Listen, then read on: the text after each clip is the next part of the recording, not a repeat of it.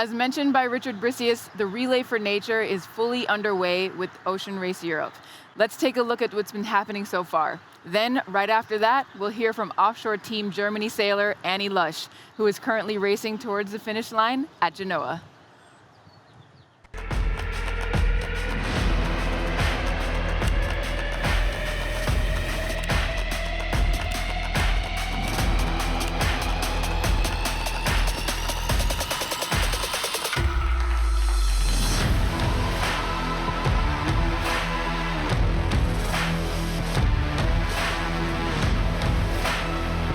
Welcome to the inaugural Ocean Race Europe.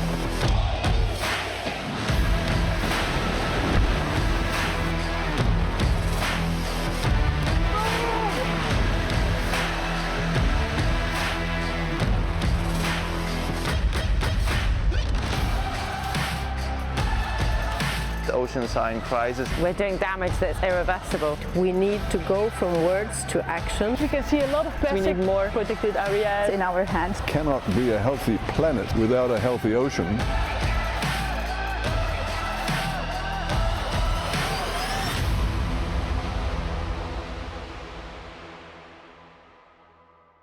My message for the baton is for everyone to understand how important it is that we educate people about the ocean, the massive role that it plays in sustaining life on Earth and particularly in climate change. The problem for the ocean is it doesn't have a voice that we can hear, and it's kind of out of sight, out of mind.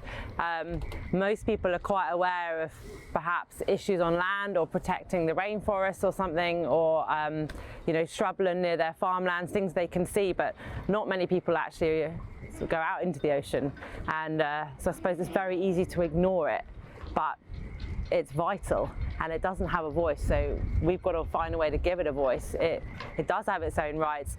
The whole ecosystem that lives there, including the animals, but also all the plankton, I mean everything that's fundamental to our life needs to have a voice. So yeah, I think it's really important we don't just see it as an object. It's a living ecosystem, and someone's got to stand up for it. The first time I sailed into the Southern Ocean, which I think is one of the most remote places you can go to on Earth, and was with Team SCA in the 2014-15 Ocean Race. We were battling, trying to sort of sail upwind. I think it was about 50 knots. There was some hail. I was trying to drive, and I was dressed in all the latest Gore-Tex gear on the latest boat with a helmet on, and we were really struggling to kind of make headway. And then this albatross was just flying around the boat, sort of gliding gracefully past the forestay. I almost felt like it was laughing at us, like it had no problem just surviving in these really extreme conditions. It didn't need any kind of special Gore-Tex clothing or carbon boat. And yeah, that was a real moment of realizing how small we are and how huge the ocean is and all of the life that it has. We don't really know anything about it. There's a whole world out there that, yeah, it just goes on without us. The sad thing is we're having such an impact on it. So the sailors in the Ocean Race Europe are trying to play their part in many ways. On board, 3 of the boats have scientific equipment to measure the amount of carbon dioxide in the ocean, and this is sort of vital information. We get to go to places that no one else really does, and will lead towards putting together a sort of carbon dioxide audit to see how important the Mediterranean is in absorbing carbon dioxide, and really how important the Mediterranean is in helping with the climate change issue. There's also a learning program, I suppose, really trying to educate everyone from what we see. It's fantastic. We have onboard reporters on board, and we get to see parts of the ocean no one does, and how special it is. And also, unfortunately, a lot of the plastic and the things that we see in the ocean. So I think this footage is vital just to help educate people in what's really out there and what's really going on. So the Ocean Race has developed an incredible learning program. They've got a whole load of resources to really engage kids in what the sailors are doing and how important the ocean is, the impact the ocean has on climate change. I'm actually teaching at the moment. I'm a geography teacher in Mallorca, where I live.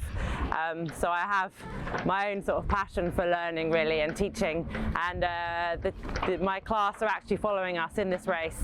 They're currently studying the 17 17 UN Goals for Sustainable Development, one of which is very, very connected to the ocean. So we're using these resources created by the Ocean Race Europe, and yeah, you should go and look at them online, because if you're a teacher, it's a fantastic resource. I think for all of us, just going out in the water was just the sense of freedom that you don't get to have normally when you're a child. You know, people always looking out for you, and when you're out there in your little boat, you're just in control. And that stayed really throughout my whole career. There's nothing quite like just being out there.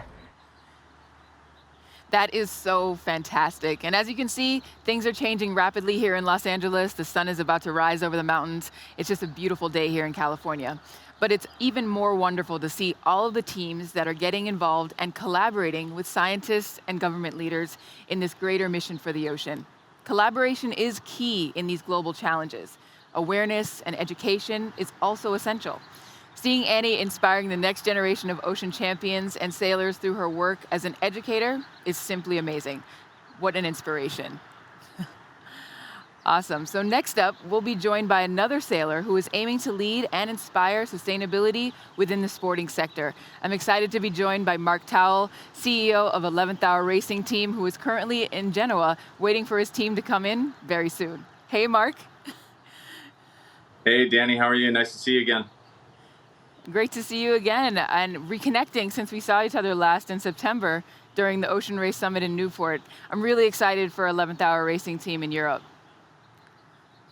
Yeah, we just got to Genoa last night, and it's been a really interesting event. I'm actually on shore for this time, but following the racing has been incredible. It's been quite a wide variety of conditions, everything from 40 knots sailing through Gibraltar into some of the light air as they're making their way up to Genoa. And we've got a three-way tie at the top, so it's going to be an exciting final 24 hours. Definitely exciting times. And in the final leg of the race, how's the team doing? Yeah, they're doing well. I think anytime you're sailing in a patch of light air for an extended period of time, it requires an immense amount of mental focus. And in addition, it's been quite hot out there, so I think they're very eager to get in and have a shower and probably cool off a little bit. I bet. So, Mark, this is your third race campaign with the Ocean Race, and once again, your team is taking a strong leadership role, not just within the sailing community, but also within the wider marine industry.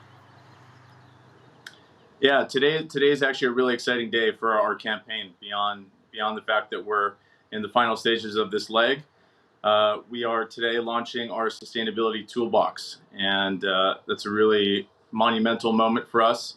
The sustainability toolbox is a suite of how-to guides, case studies, and templates. And really the goal is to try to create a framework for any organization that wants to try to build out a sustainability program.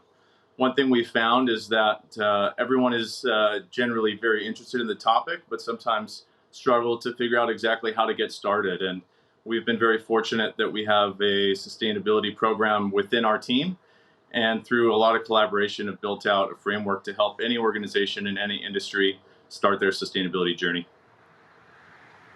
Excellent. That is so exciting, Mark. And I know you all have been really busy because you recently published an annual sustainability report, which showed the fact that you all were maximizing the additional year of prep that you've had thanks to COVID.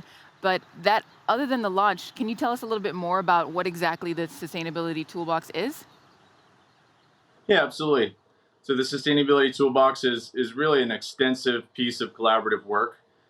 We've been working on it for the last 18 months and collaborating with people across many different sectors.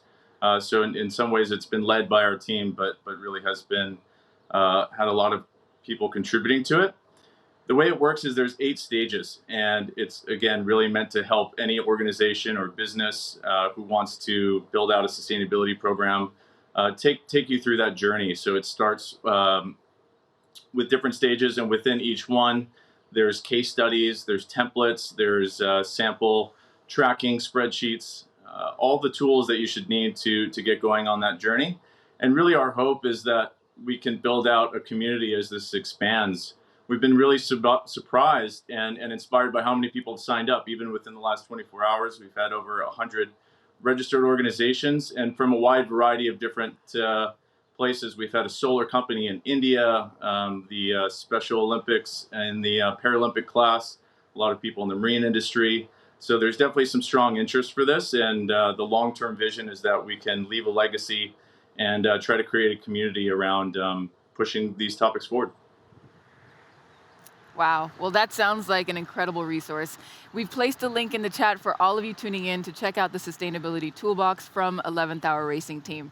So whether you're a sailing team, sports facility, or just a curious individual, this toolbox sounds like it's worth exploring. So you can find out more all about the toolbox with the 11th Hour Racing Team sustainability crew in the networking rooms after the closing of the event. So Mark, thanks again for joining us and taking the time in the midst of the race to say hi and to tell us about the new announcement. Thank you very much. Please send my best to the rest of the 11th Hour Racing Team. Will do. Thanks, Danny. Ciao from Genoa.